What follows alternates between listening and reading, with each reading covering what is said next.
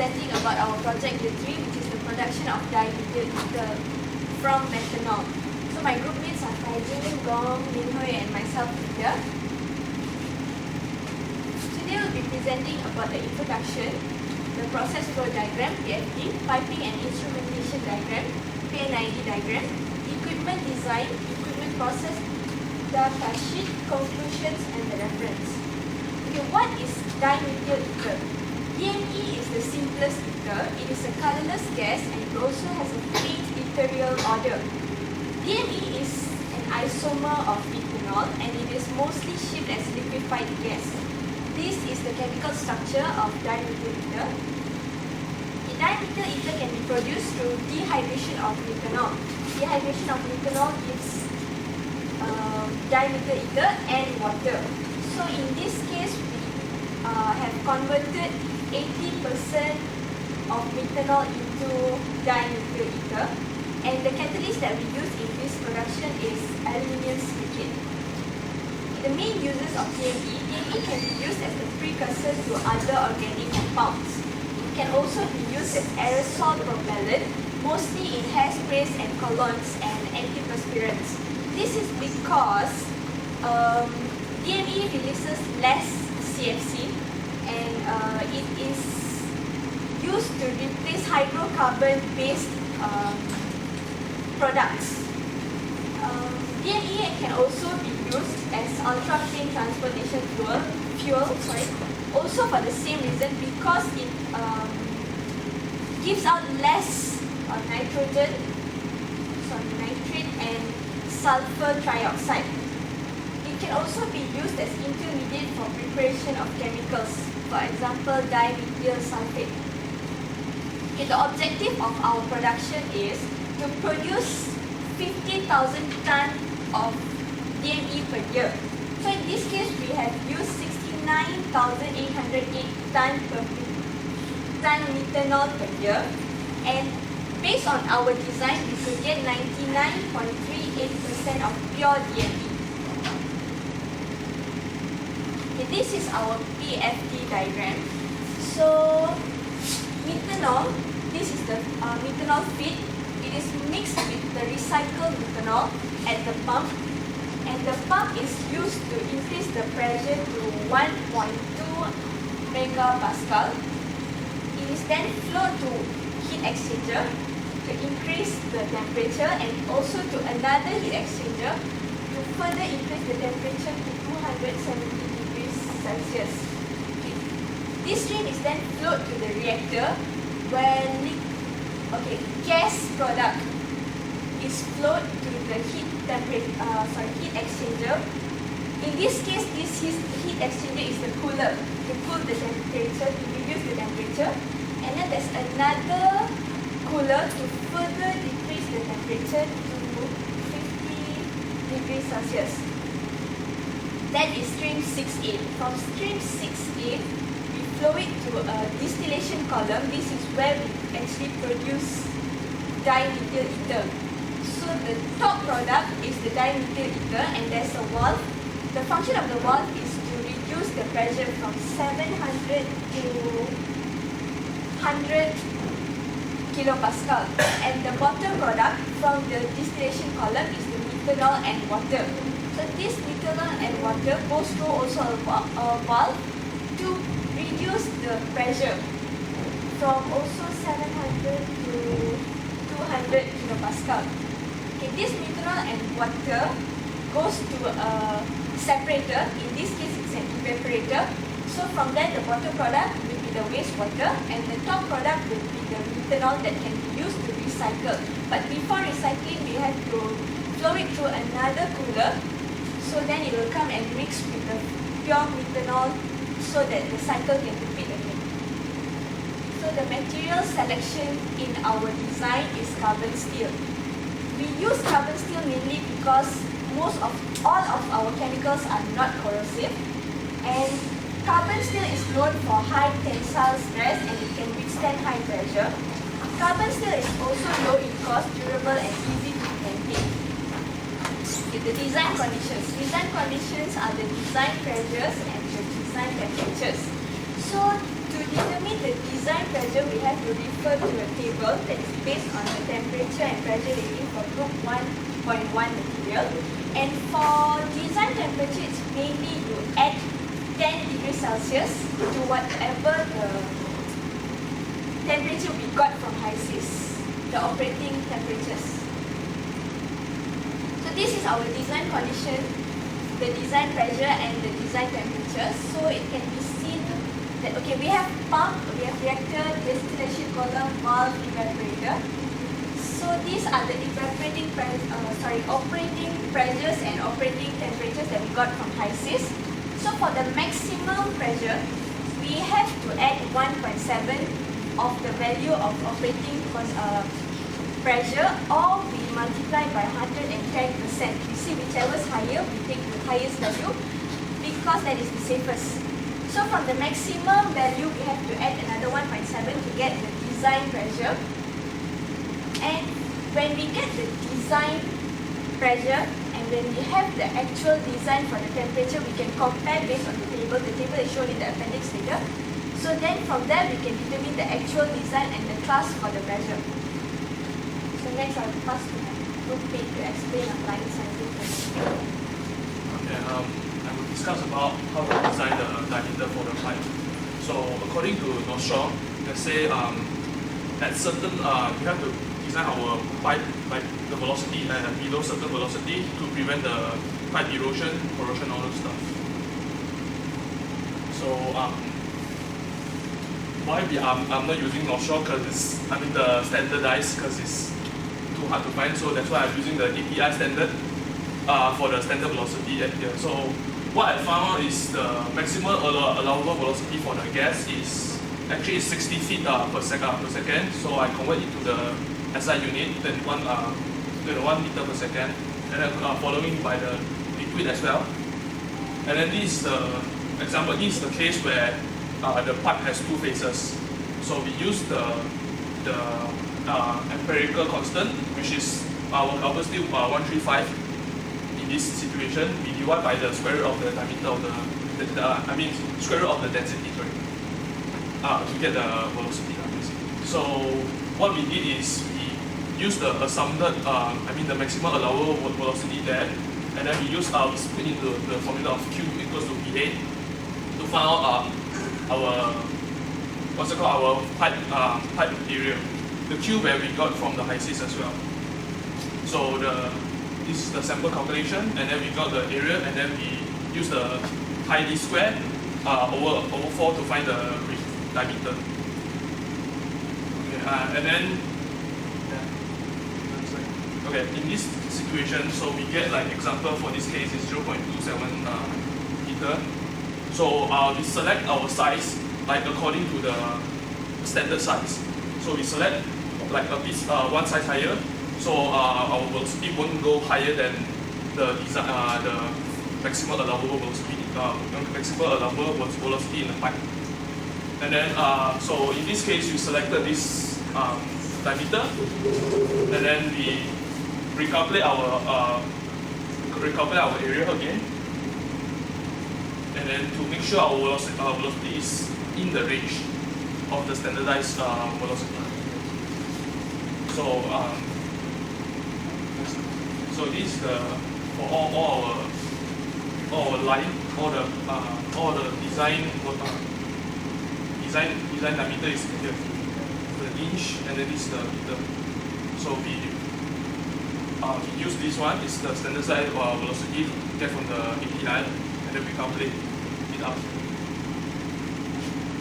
Okay, now I'm going to discuss about the PNID. This one is important. It show the flow line. It show how we control the system actually. For the reactor, we control the temperature from the feed and our pressure. The pressure from the output. And then furthermore we add on the pressure relief valve to control the maximum allowable velocity inside the pipe. Inside the reactor. And then due to this reactor, our case is exothermic reaction. We add on a cool jacket in the reactor to control control the temperature. Won't allow it to overheat the reactor. So this one is controlled by the temperature transmitter, and then we control the cold water in, the flow rate of cold water in. So in this case, is example for the reactor is overheated, so the flow rate of the cold water in will increase. I mean, yeah, they will open the valve and increase the flow rate. Okay, this is the distillation column. First, we control the the level for the bottom of the distillation tower by allowing to flow out, discharge it out, and then we control the pressure and temperature inside the bottom of the distillation column by controlling the flow rate, controlling the flow rate of the hot steam into the reboiler, and the pressure is controlled by the cold water in to the condenser. I mean, example for the pressure is too high, so the flow rate increase as well. So we decrease the temperature and then flow back into the water with lower temperature. And then this one actually is flow transmitter. We made a mistake, actually it's FE and this one is FIT.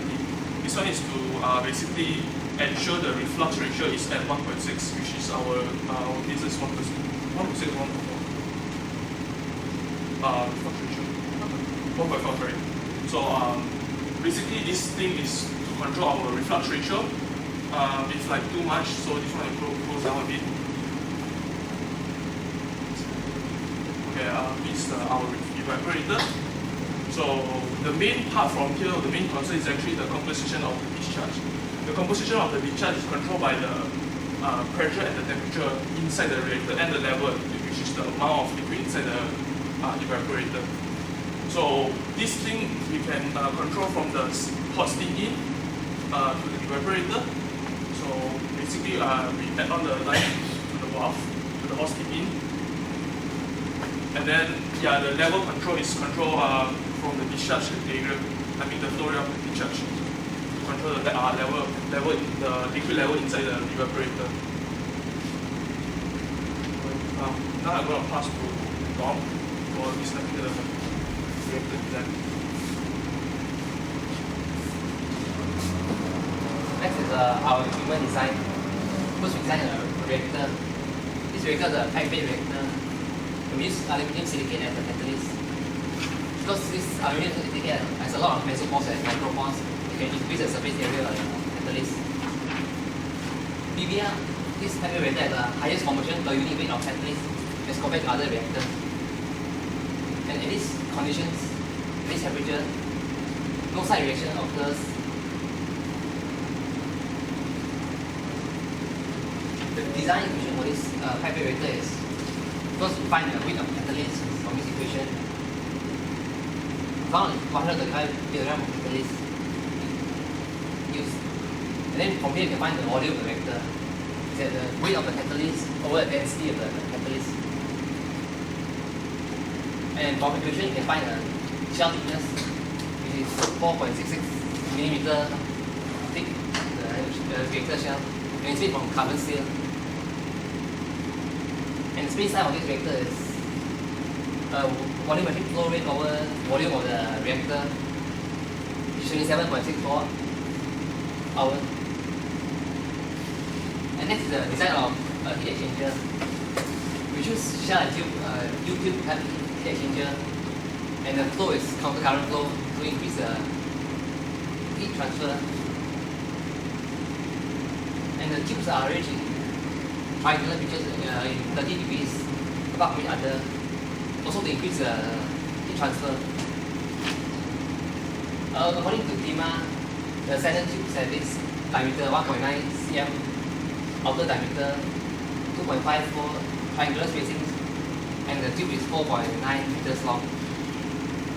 So we use this equation to find the number of tubes and the heat transfer surface area. Because you use the equation to find that Q is the heat transfer, A is the surface area of the heat exchange, and U is the heat transfer coefficient. It depends on the type of fluid used. F is the correction factor, and this is the locked-in temperature difference. To find the number of tubes, we use this equation. Area is equal to the number of tubes times pi times outer diameter times the length. first heat exchanger, we have two heat exchangers before I go into the reactor.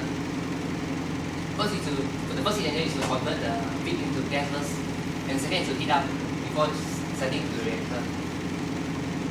The methanol is the feed go inside the first heat exchanger, and the hot fluid is used in the superheated steam. The feed temperature is 25.5 degrees Celsius and exceeds 150 degrees Celsius. The steam used is 250 degrees Celsius and comes out at 230 degrees Celsius. And the material used is carbon steel for a shell and copper alloy for the tube side. Because copper alloy has a higher thermal conductivity and high tensile strength. If we found that the number of tube used is 67 tubes in the first exchanger, the shell diameter is 27 centimeters. The cold fluid is placed at the shell side because the feed enters as liquid and then exits as gas, so we place it in the shell side. And most of the heat is extracted from the latent heat of steam, which is superheated steam, when exits as saturated steam. And for the second heat exchanger, the fluid is still the gas, methanol gas, and the tube side fluid is a hot fluid. It's a reactor outlet, consists of products, methanol, water, and DME.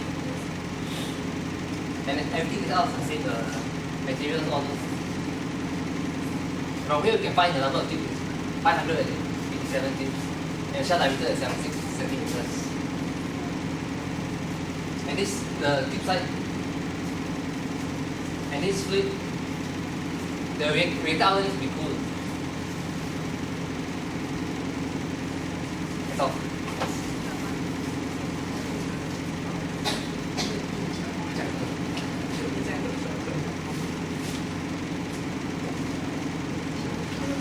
Next is the design of pumps. We need to control the pressure to allow the gas flow from higher pressure to lower temperature, to lower pressure. And most of the pressure loss is due to the friction loss in the pipes.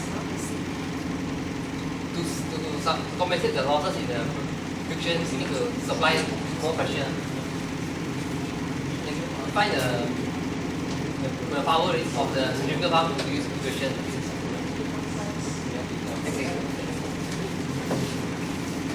My part is the design of distribution column. In this figure, you can see that they show the operating conditions and composition of each components in the distribution column. First step, we need to specify the key components and non-key components. The key components is dimethyl ether is a light key component at the top of the distribution column, and the methanol is a heavy key. So the last is non-key component is the water. Step 2. Firstly, we need to calculate the average of the relative volatility. So using this formula, we get the 13.4849. So after that, we're using the Fensio equations to calculate the minimum theoretical stage.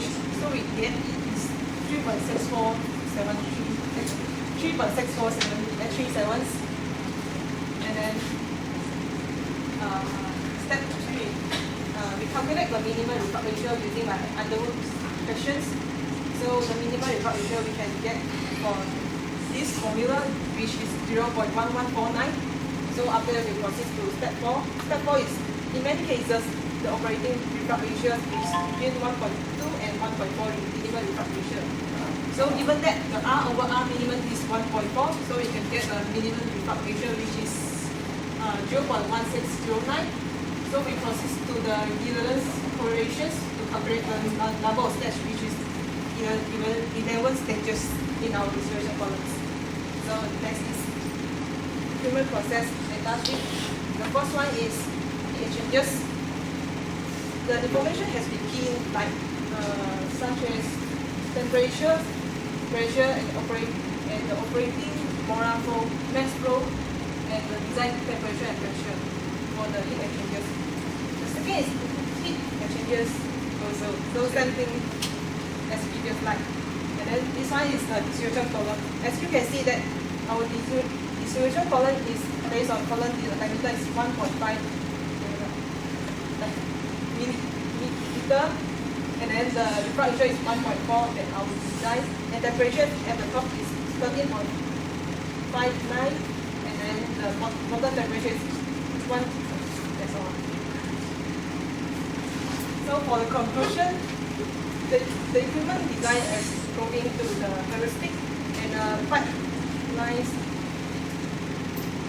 design approach to the code and standard, and all the streams composition and energy balance were obtained from the Aspen HYSYS, and the more design considerations are required to carry out plant design such as the hazard study, environmental considerations, economies, and structural designs. And these are appendix. Okay, that reference. So that's all. Thank you for all.